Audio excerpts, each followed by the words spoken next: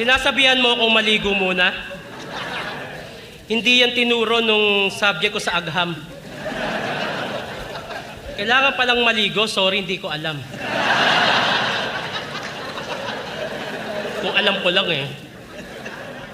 So, ikaw pala yung kabit ng asawa ko.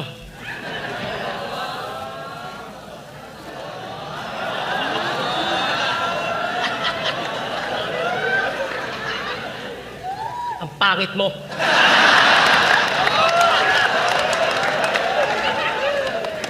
Mukha kang pokpok sa Farmer's Cubao. Yung nag-aabang ng laseng na bagong sahod. Ikaw yung babaeng nilalako ng babaeng bungal na mukhang parot.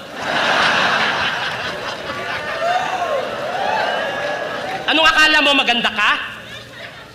Putang ina mo!